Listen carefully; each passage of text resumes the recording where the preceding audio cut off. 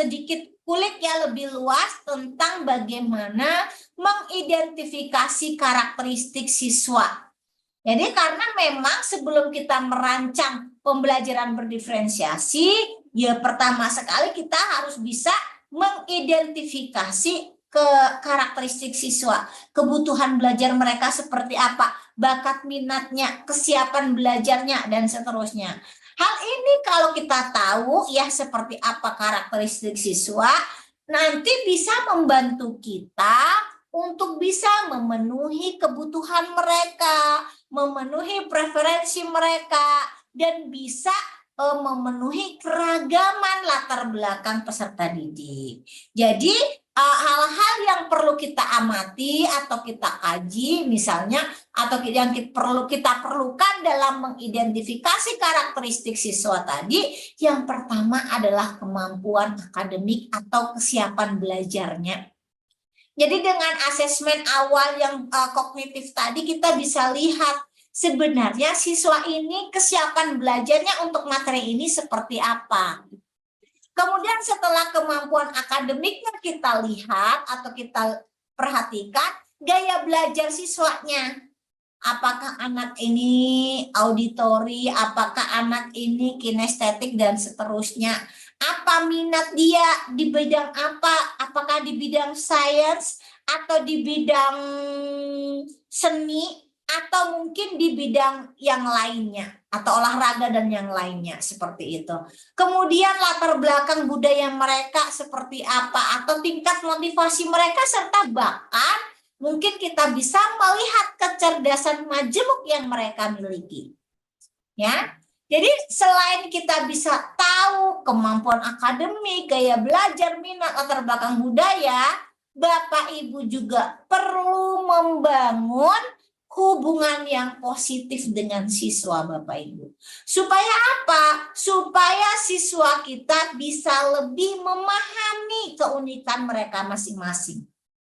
Ya, kita bisa melihat keunikan-keunikan mereka atau bisa dengan menggunakan diskusi, observasi, misalnya dengan pemberian umpan balik, atau Bapak Ibu bisa juga mengumpulkan informasi yang berharga dari orang tua mereka. Jadi dengan informasi-informasi yang Bapak Ibu dapatkan, Bapak Ibu bisa mengidentifikasi seperti apa karakteristik siswa kita, sehingga Bapak Ibu bisa merancang pembelajaran yang bermakna, ya, yang mana pembelajaran kita bisa menjadi menarik bagi setiap siswa kita seperti itu. Jadi kalau sudah diidentifikasi, kita lihat tujuan pembelajaran yang sedang kita mau lakukan, gitu kan? Kita bisa melihat di tadi dasar untuk membuat modul ajar kan adalah tujuan pembelajaran dan yang ada di KUSP. Maka kita lihat tentukan tujuan pembelajaran apa yang mau kita sampaikan. Setelah tujuan pembelajaran, maka kita selanjutnya adalah kita menyesuaikan konten sesuai dengan tujuan pembelajaran. Nih yang penting Bapak Ibu ya, di dalam kurikulum Merdeka yang diberikan oleh pemerintah adalah CP. Dari CP Bapak Ibu menurunkan tujuan pembelajaran. Jadi Bapak Ibu lah yang menentukan tujuan pembelajarannya seperti apa, baru kontennya Bapak Ibu sesuaikan. Jadi dalam pembelajaran berdiferensiasi, pemilihan konten pembelajaran yang sesuai dengan kebutuhan dan karakteristik siswa itu sangat penting Bapak Ibu. Jadi kita harus cermat dalam mengidentifikasi dan memilih materi ajar yang mampu mendukung perkembangan seluruh siswa.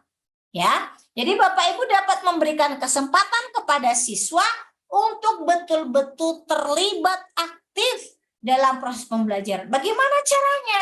Bapak Ibu bisa mengaktifkan atau membawa mereka dalam pemilihan atau melibatkan mereka dalam pemilihan konten yang akan dipelajari. Jadi kita bisa melibatkan siswa dalam pemilihan konten mana supaya apa? Supaya mereka benar-benar merasa, oh ini pembelajaran ini memang aku yang pilih, aku yang merasa penting, dan mereka akan merasa memiliki maksudnya seperti ya, sehingga mereka akan betul-betul terlibat aktif dalam proses pembelajaran seperti itu. Baru setelah kita tahu kontennya apa, barulah kita susun atau tentukan proses pembelajaran yang mau kita lakukan. Jadi setelah kita lakukan proses menentukan apa tadi, kita bisa menentukan proses pembelajaran ya. Tujuannya sudah kita dapatkan, maka tinggal menentukan proses pembelajaran apa yang mau kita pilih seperti itu.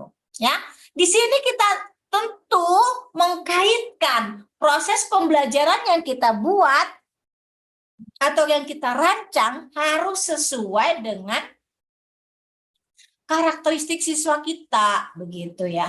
Kalau ternyata siswa kita pada sukanya misalnya aktif bergerak, meneliti, buat pembelajaran berbasis proyek seperti itu. Kalau siswa kita lebih suka dia misalnya menyelesaikan masalah-masalah yang sesuai dengan kehidupan nyata mereka, ya buat pembelajaran berbasis masalah dan seterusnya. Atau kita bisa melihat nih, siswa saya ini sebagian ada yang orangnya suka banget nih berkompetisi, dia maunya nonjol sendiri, ya sudah mereka berikan kesempatan untuk bisa aktif sendiri atau bagaimana ya seperti itu. Atau nanti kalau yang ini orangnya pemalu, kita jadikan lakukan pembelajaran yang kolaboratif seperti itu. Oke, baik Bapak Ibu. Jadi setelah kita menentukan proses pembelajaran, langkah selanjutnya adalah kita harus bisa menyediakan produk pembelajaran ya. Dalam pembelajaran berdiferensiasi, menyediakan produk pembelajaran juga itu yang beragam itu juga sangat penting Bapak Ibu. Jadi produk pembelajaran itu merupakan hasil akhir yang diharapkan dari proses pembelajaran. Jadi kalau kita sudah misalnya melakukan pembelajaran berdiferensiasi, tidak serta-merta luarannya harus produk walaupun proyek semuanya. Tidak harus produk. Boleh nanti misalnya luarannya aturan-aturan atau apa seperti itu, rekomendasi boleh banget karena mungkin dia menyelesaikan masalah dan seterusnya. Jadi memang Bapak Ibu itu penting ya bagi kita untuk bisa mendiferensiasi proses atau produknya seperti apa gitu. Jadi produk pembelajaran dari berdiferensiasi, misalnya pembelajaran berdiferensiasi yang melakukan dengan metode pembelajarannya misalnya ini pembelajaran yang berbasis proyek misalnya. Jadi kita bisa tawarkan ke mereka dari proyek yang mereka lakukan, apakah nanti luarannya berbentuk video presentasi ya, slide presentasi misalnya, atau mungkin dalam makalah laporan proyek mereka, atau misalnya karya kreatif seperti apa mungkin yang bisa mereka sajikan. Jadi boleh banget, jadi tidak harus monoton. Jadi kalau Bapak Ibu melakukan pembelajaran sudah berdiferensiasi, harapannya asesmennya juga nanti berdiferensiasi. Maka Bapak Ibu harus menyediakan rubrik penilaian yang jelas, yang memang betul-betul memberikan gambaran rubriknya ya harus jelas, harus berbeda juga, harus bervariasi juga. Karena misalnya kita bisa memberikan keluasan mereka untuk misalnya memberikan presentasi, maka rubrik penilaian presentasi seperti apa, laporan proyek mungkin seperti apa, atau mungkin dengan karya kreatif, misalnya produk apa, misalnya seperti itu, bagaimana rubrik penilaiannya. Maka Bapak Ibu harus bisa menyediakan rubrik penilaiannya yang tepat juga tentunya seperti itu. Oke, baik. Setelah kita rancang tadi ya proses pembelajarannya, kita diferensiasi outputnya seperti apa, maka kita harus bisa mengevaluasi pembelajaran ya, mengevaluasi pembelajaran yang sudah kita lakukan. Jadi kalau kita membuat walaupun kita judulnya membuat modul ajar, tapi kita harus bisa mengevaluasi pembelajaran. Kenapa? Karena keberlanjutan dari pembuatan modul ajar yaitu adalah bagaimana proses pelaksanaan pembelajaran. Modul ajar yang dikatakan baik apabila bisa membuat pembelajaran di kelas itu menjadi aktif, berpusat pada siswa. Maka kita juga dalam membuat modul ajar ada namanya evaluasi pembelajaran. Kalau dengan modul ajar ini ternyata tidak bisa membuat siswa aktif dalam pembelajaran, berarti kita kurang berhasil dalam membuat modul ajar. Jadi kalau ketidakberhasilan kita dalam kelas bukan serta-merta karena kita yang nggak tepat melaksanakan di dalam kelas, tapi mungkin di perencanaan dalam Bapak Ibu menyusun modul ajarnya mungkin ada yang kurang tepat.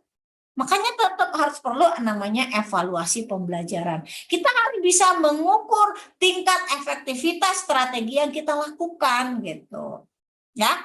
Jadi melakukan evaluasi ini bisa dengan observasi kelas, mungkin dengan asesmen baik sumatif maupun formatif. Kemudian kita bisa juga minta umpan balik dari siswa seperti itu. Supaya kita bisa membuat perbaikan-perbaikan seperti itu.